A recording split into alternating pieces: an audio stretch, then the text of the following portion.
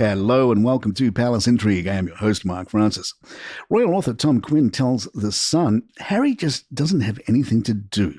From childhood, he has been trained to be a royal, attending charitable events and meeting the public. He has thrown all that away. Friends say he's made a decent stab at helping around the Montecito mansion, walking the dog and looking after the children, but the truth is, he is bored. He can't leave the mansion without a security detail, and the couple's neighbours, many of whom are far more famous than the royal couple, take little notice when they spot Harry out and about. Meanwhile, the attention is on Meghan and her latest business venture. In The Guardian, Emma Brooks writes under the headline, Meghan's rebranded herself, and it's another valiant attempt to flog poshness to the little people. Emma writes, it's hard not to study the rollout of As Ever for signs of the widening gap between Meghan's self-image and how the rest of the world sees her. As ever, writes the Duchess on Instagram, meaning as it's always been, or some even say in the same way as always. The some in this sentence apparently referring to the dictionary definition of a two-word phrase that no one has ever had trouble understanding. It's ridiculous, of course, as is the hello little people tone adopted by the former Royal Highness, in keeping with the general attitude of the famous towards the unfamous, namely one of stating the bleeding obvious as though sharing the key to existence.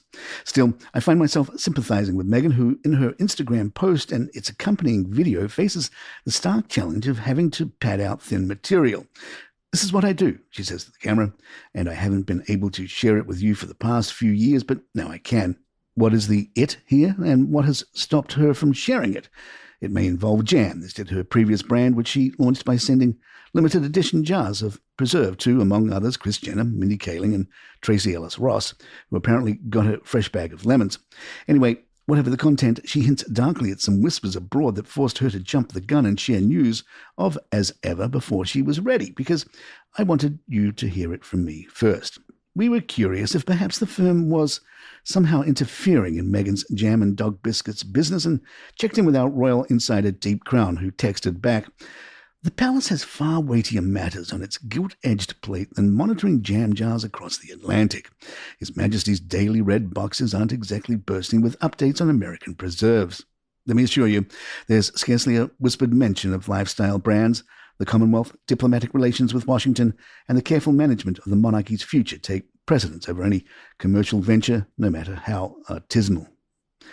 Continuing with Emma's piece, the celebrity lifestyle space is crowded, ferocious, and notoriously fickle. Meghan is a minnow in these waters, but of course she has her own secret weapon she isn't shy about using. In the new video, she deploys good old Harry to hold up the camera phone and drop a few posh tones. Is this thing on to remind us that even if As Ever isn't royal exactly, it is at least royal adjacent? The new name is clearly a reach for something classier and more timeless than its predecessor, American Riviera Orchard, which sounded like a range of scented gift baskets you'd find at a discount shopping outlet, or the pair's charity arm, Archwell, a play on their son's name. Both brands have an aspirant, lower, middle-class vibe about them, which it would be rude to point out were it not for the fact that Harry and Meghan trade on class as part of their branding. There is something akin to pathos in the videos that I find painful to watch. Meghan's "or shucks, I know you love me" tone assumes not only goodwill but abject fandom on the part of the audience, which I suspect is at least 50% made up of those who regard her not only critically but with downright derision. PR expert Renee Smith cautions Meghan not to post to social media too much, telling The Express, it's not necessarily a bad strategy, but it depends on what she's trying to achieve. As we've already outlined, the Netflix show isn't designed for mass appeal. It's for fans and those curious enough to watch, whether out of admiration or fascination. If the goal is to deepen engagement with those audiences, then frequent and candid posting can help reinforce that connection. If this is a shift towards positioning herself as a more relatable and open public figure, then the approach feels somewhat contradictory to the brand narrative she spent years crafting. If she were to address it directly, something along the lines of, I once valued privacy, but I've realized I want to share, as long as it's on my own terms, it might help reconcile the disconnect. Otherwise, there's always going to be that undercurrent of skepticism. You wanted to be left alone, but now you're sharing everything online, even your children. That contradiction will always be difficult to reconcile in the public eye. The risk here is overexposure. Meghan has spent years trying to balance the narrative that she values privacy while also maintaining public interest in her brand. A sudden surge of posts, particularly ones tied to personal or emotional moments, can feed into the existing criticism that she really craves attention. but only on her own terms and in her own way, which has come to the detriment of the royal family, etc. I don't believe this is an active attempt to salvage her image ahead of the show, but I do think there's an element of subconscious overcompensation. If there were real concerns about the show's performance, a more structured PR approach would likely be in place. Pre-arranged interviews, calculated content rollouts, and carefully crafted messaging. This, however, feels less planned and more instinctive, which suggests she's posting because she wants to, not necessarily because she needs to. If the dog biscuits, cooking show, or even that podcast she's supposedly doing for Lemonada Media don't work out, Meghan can always return to the world of Suits. Suits creator Aaron Korsh was at the premiere of Suits LA and was asked about a cameo by the Duchess of Sussex. Korsh said, "So, look, to me, we have the thought about whether it be Meghan or any of the other cast members coming on and playing themselves as an actor. I think for me that's my brain blows up at the thought of that.